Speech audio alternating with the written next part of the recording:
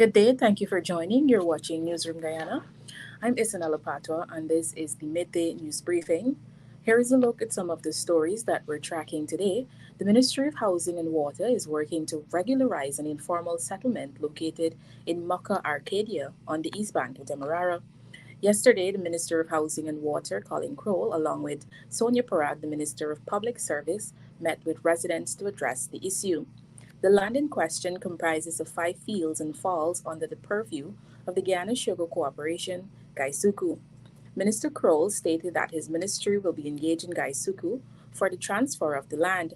Once this acquisition process is completed, the agency can then move forward with the regularization process and residents can be granted legal ownership of the land. While outlining the regularization plan, the minister stated that 3 fields, which are densely populated, will be regularized. Those residing outside of the 3 fields will be moved within the designated alignment.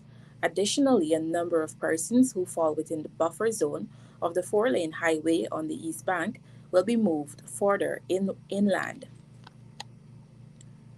The passage of the Foreign Judgment Reciprocal Enforcement Amendment Bill is expected at the sitting of the National Assembly set for tomorrow, Thursday, July 20th.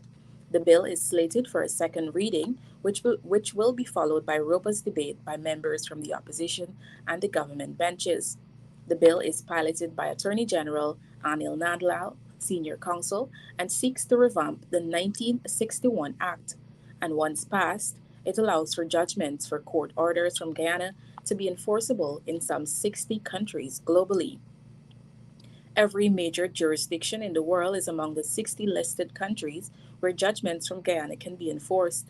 It includes countries in the English speaking Caribbean and Commonwealth and major jurisdictions in Europe, Asia, North America, and Africa.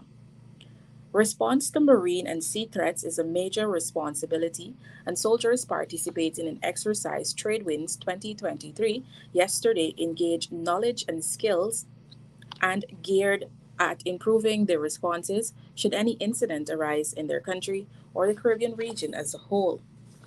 The activity in coastal waters of Guyana saw several operations being carried out in the Demerara River with members from the Coast Guard of the more than 21 participating countries. There were also rescue and medical evacuation conducted on board the Mexican Navy vessel which sailed to Georgetown for the Tradewind exercise this year.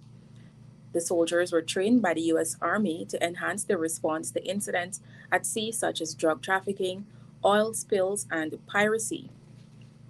And finally, Palmyra is among several areas in Region 6, that is the East Berbice quarantine, being developed for residential and commercial purposes.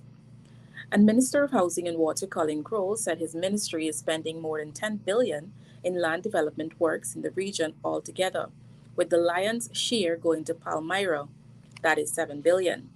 At Palmyra, there will be a stadium, hotels, and hundreds of houses. Minister Crowell said majority of the funds are being invested in land clearance and land preparation works there. You can be on the lookout for these and more stories on our website, newsroom.gy, and follow our social media platforms for more updates. I'm Isanella Patwa. Thank you for joining.